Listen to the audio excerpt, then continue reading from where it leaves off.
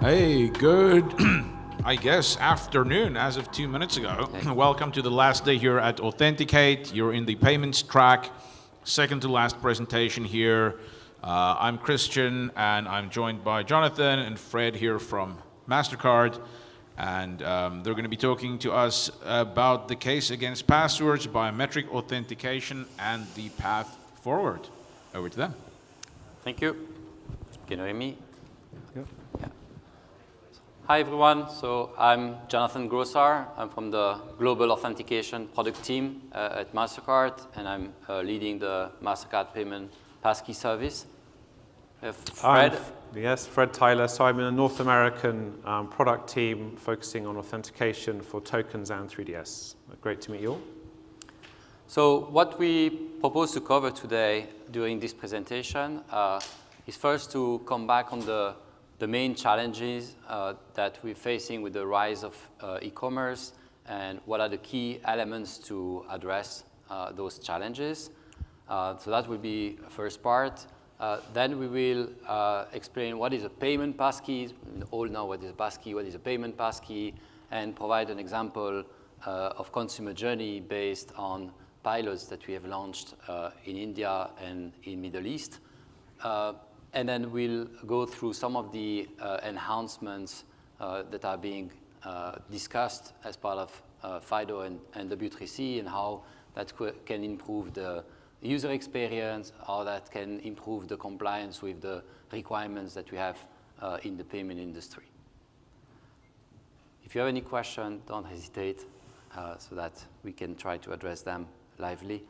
Let's start with Fred. Yeah, sure. So before we get into the details, I thought I'd give some context about kind of the challenges and opportunities that we see in e-commerce.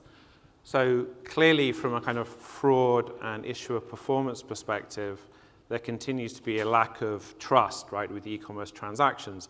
Even though this experience has been around now for over 20 years, it's scaling at a rapid pace, there's still a kind of gap between the performance we see with CMP to the great experience that consumers have with card present. So there's a great kind of opportunity and challenge here to kind of improve the ecosystem.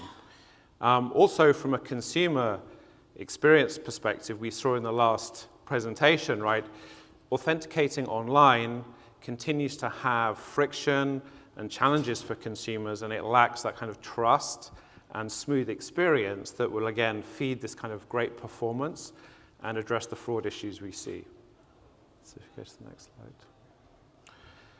So touching on that, if we look at the kind of evolution in the card present space with contactless and EMV chip, a lot of the fraud vectors and challenges were addressed, and now consumers have that great experience, very low fraud, and it's very easy to make those payment transactions.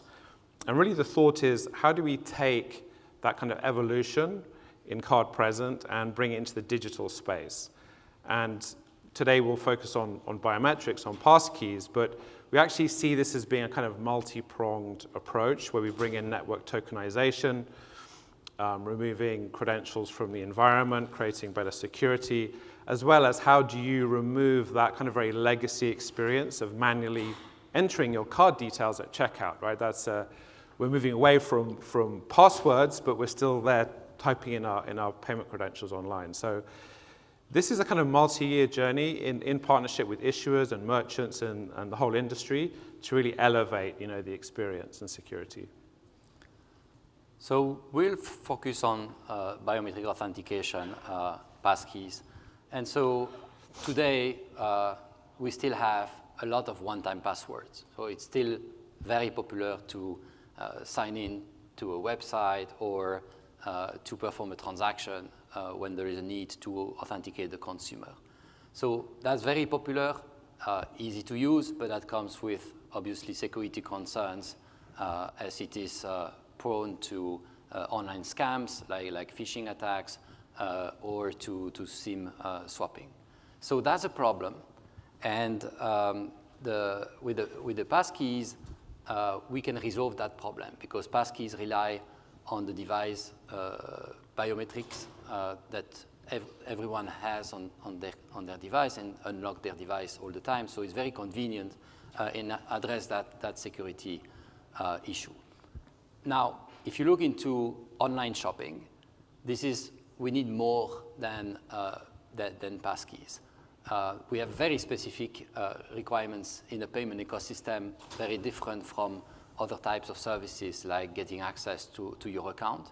And so yes, the passkeys replace the unsecure one-time passwords, but we need additional multi-layer security when we talk about online payments. And so another layer is to introduce a binding between the passkey, the consumer device, and then the different attributes like payment card 1, payment card 2, maybe an email and things like that. So you really have a passkey that is now ready for payments because it's bound to the consumer device and to the card credentials.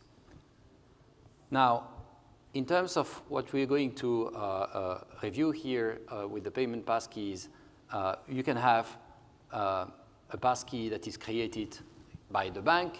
We have seen that in the previous presentation.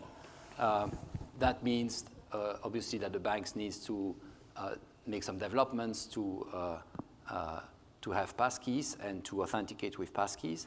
Or you can have passkeys that are created by payment networks on behalf of the banks so that we can speed up a bit the time to market. Now, I was talking about multi-layer security. I was talking about device binding, in addition of passkeys.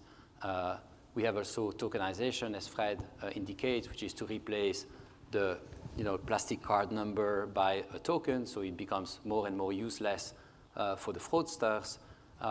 And also additional data, which is used to identify the risk of the transactions and evaluate the decision to approve or not the transaction. So that's not a standardized definition.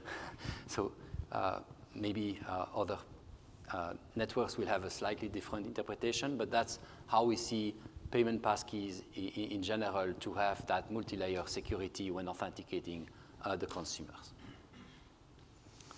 Now, I'm going to show a demo. Okay, I thought it would be starting, so that's fine. So I'm going to show a demo of a consumer journey of the launches that we had in India at the end of August. So we started a few pilots there, and this is an example of a grocery store.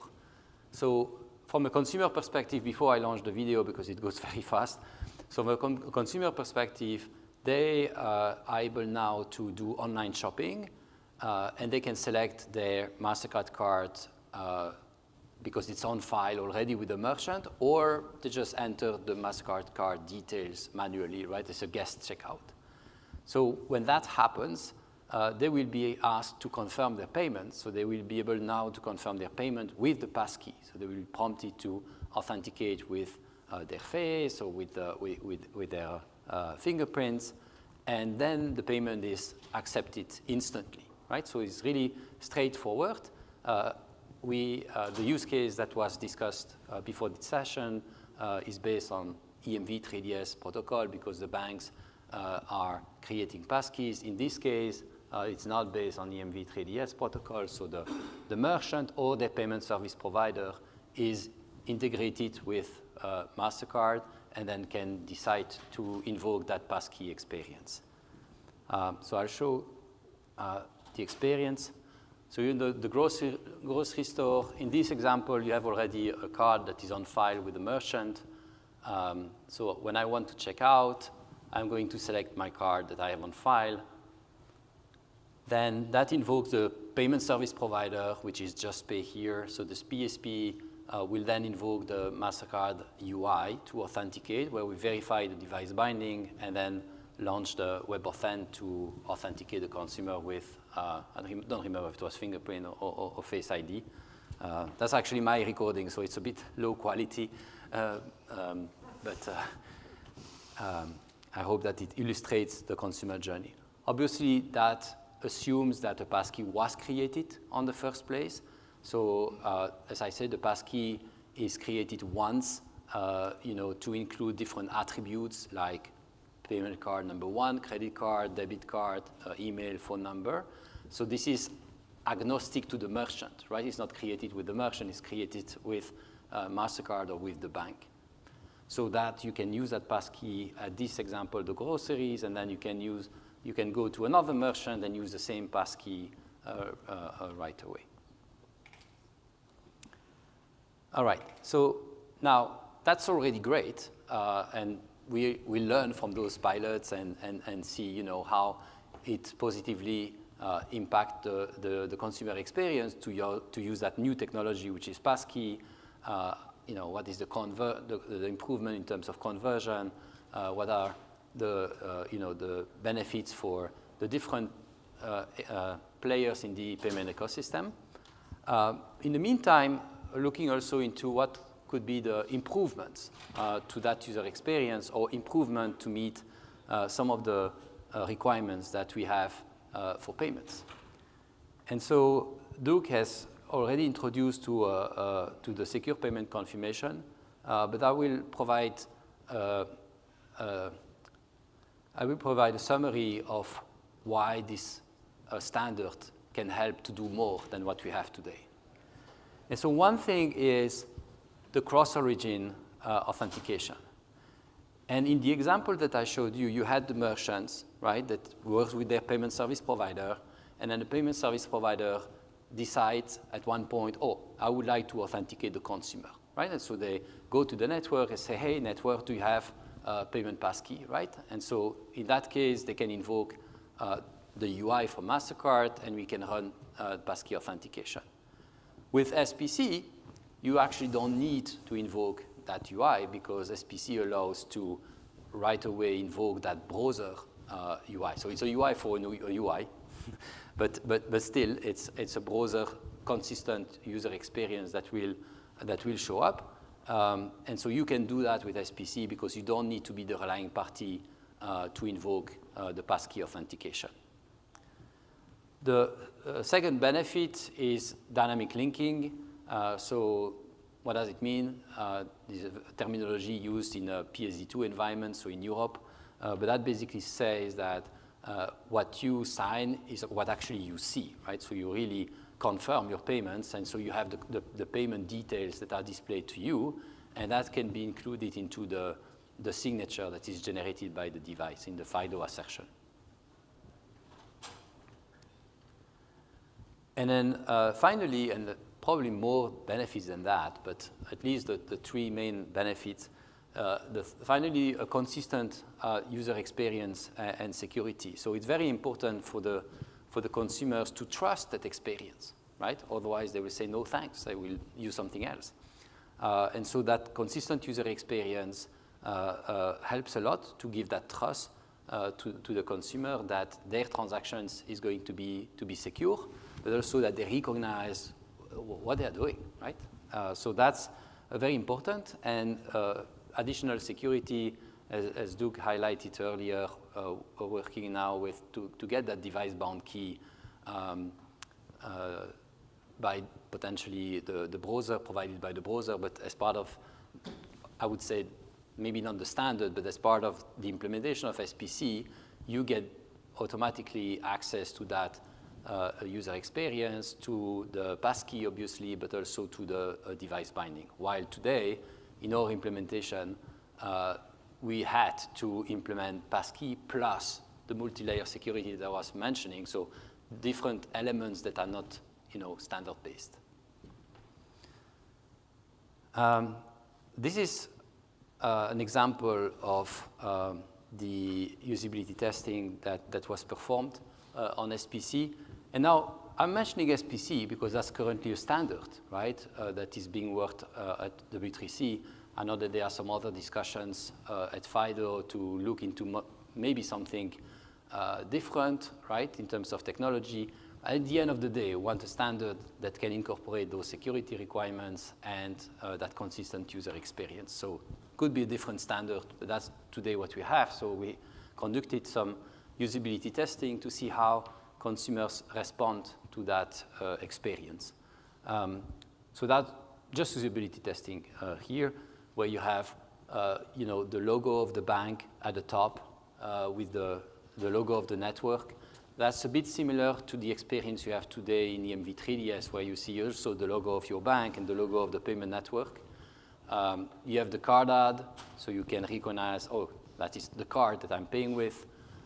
And you have the transaction details, so the reference to the merchant, as well as the transaction amount. So that's basically what you are verifying, that you confirm, right?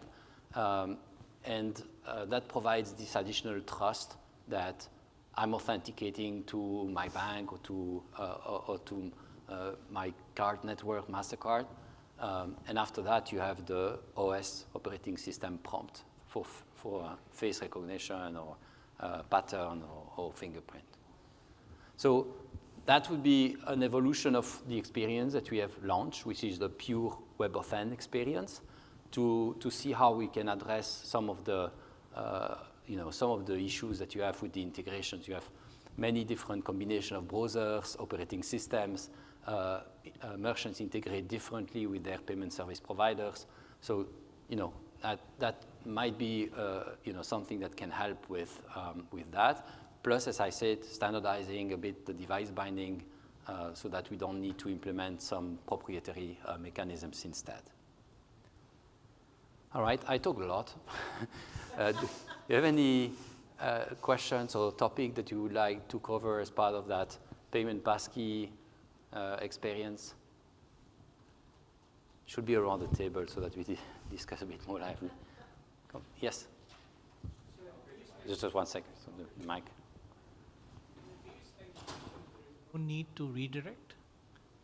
How true is that? Because in the experience, I thought there was redirection to Mastercard, right? Yes, there was a Chrome tab, right, that was opened, right? You have different ways to redirect if you want, right? Could have a Chrome tab, get a full redirect, so there are different ways. But here with SPC, you don't need to, right? So the merchants can invoke that browser API, provide the credential IDs. So we as a network, when the merchant or the payment service provider connects to Mastercard and say, hey, do you have a passkey? Yeah, we have passkey, and here are the credential IDs, right? So then they can invoke basically the browser API with those credential IDs, and the browser is going to display that and then invoke WebAuthn if there is a match in the credential IDs provided. But in general, passkeys are phishing resistant because they are bound to that origin, right? So I'm trying to understand, when we created this passkey, it must be bound to a particular origin, right? And what origin would it be bound to in this case? Yeah, for the transaction to be approved, it still need to have the origin approving it, right? So that signature, yes, is generated by a different entity or initiated by a different entity, but at the end of the day, it needs to go back to the relying party, which is in this case Mastercard, for validation. Okay, and what's the user ID that the passkey is bound to? It's the credit card number in this case? Correct. So the different attributes, as I was talking about device binding, is more the device binding, right? So binding between the passkey, the device, and your payment credentials. It can be a credit card or a debit card, right? So that's how, when you check out either because you enter your 16 digits or because you have saved your card on file with the merchant, right? So that's basically the trigger to the authentication. And SPC allows you to bind the passkey to a device? So that's what is on discussion, like Doug was saying 2 weeks ago, is maybe it's not a device-bound key, it might be a browser-bound key, right? But something which is better than the experience today, where you need to implement some proprietary mechanisms. Okay, thank you. All right, we also have a question online, so let me do that one and then we'll go there. Question online is, so what exactly is the intersection between SPC and passkey? And is SPC part of EMV3DS? So SPC is the W3C standard, which leverage passkeys, but add some additional layer of security, potentially with the device-bound key as we were discussing, with the consistent user experience here that it displays on the screen. So SPC implements passkeys, but with those are and dynamic linking, right? So with additional security and better user experience. So the question to EMV3DS, and to relate a bit to the previous presentation, you can, if you are a merchant, you can do an initiation of EMV3DS, right? Go to the bank says, hey, I need to step up, and now I would like to use passkeys. And SPC is a nice way to invoke passkeys, right? The use case that we are reviewing here is that the merchant is connected directly via the payment service provider to Mastercard and say, hey, do you have a passkey for me? So there is no need to go up to the issuer to see if there is a passkey. We say, yes, we have a passkey, and so they can just invoke the experience, either today, as we showed the demo of the deployment in India, by invoking our UI, or by using SPC, right? So there is no need to have an EMV3DS call to the bank, right, in this case. Perfect. We have one more question in front. Hi. Are synced passkeys useful in any way in this, or everything has to be device bound? Super question. So I think the answer is yes. I think it's great that we have possibility to leverage passkeys on different devices. However, we need to make sure it's you on the second device, on the third device, and so forth. So that's why the device binding is very important, because we create a binding, and to create that binding, we need to verify your identity, right? So when you create a binding and you want to make sure that there's a card that is going to bound to the passkey, you go to the bank and say, hey, is it really the right card holder, right? Now, if you move to the second device, if the passkeys are synchronized, that's great, because you don't need to create a passkey. So you don't need to invite the consumer, hey, do you want to create a passkey? I did that already, right? So they can then reuse the passkey, but before they can use it, let's make sure it's you. And so we have, and that could be simply the step up, obviously, from the bank, right? Or, as we discussed in FIDO, maybe there are some trust signals that can be leveraged to avoid that step up, right? Sounds good. Do we have another question in person? Okay, let's do that before we get to the app.